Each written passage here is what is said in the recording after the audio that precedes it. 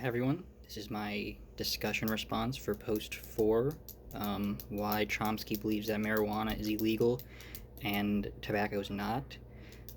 He starts by saying that he believes the disparity is caused by the ease at which marijuana is grown as opposed to tobacco.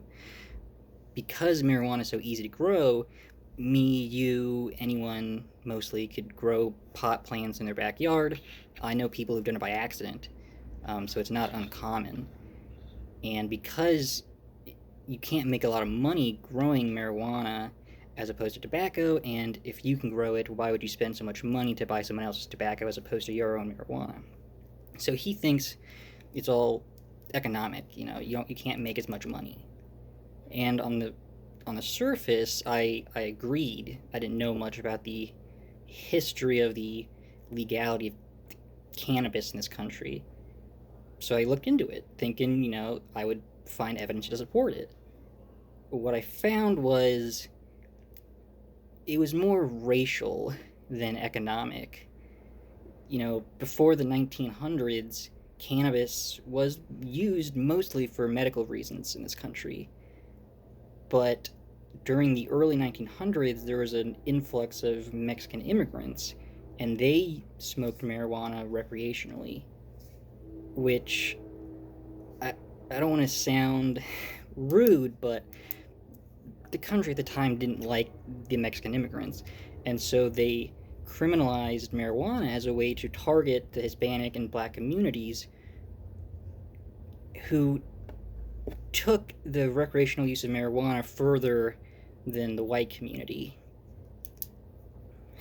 For a while, marijuana was taxed, but once the prohibition behind alcohol went away, the founder of the Federal Bureau of Narcotics really turned his attention to marijuana and really played into the racial aspect.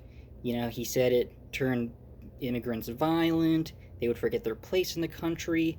I even read a quote on a Business Insider article that someone said jazz music was the creation of marijuana crazed artists. So you can see that the racial history of the country played a bigger role in the criminalization of marijuana than money, at least in my opinion. Now, both can be true.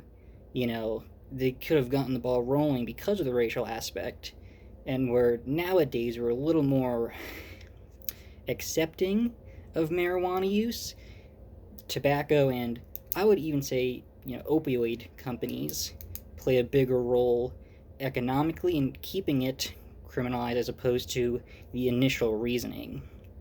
And I think I looked it up. Fairbanks, you can grow marijuana for yourself and you can even sell it and give it away. There's no economic upside to that for the government. So I think because of our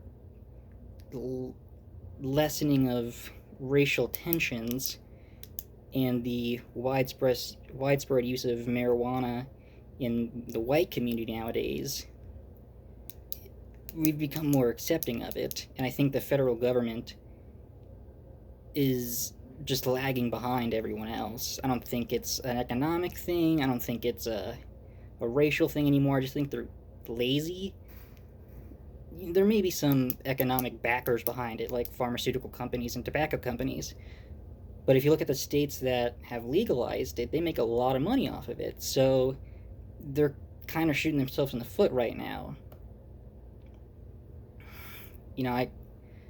Thinking about it reminds me of the crack cocaine and powder cocaine distinction, where essentially they're the same drug, but because crack is cheaper to make and easier to distribute, it ended up in poor Black communities.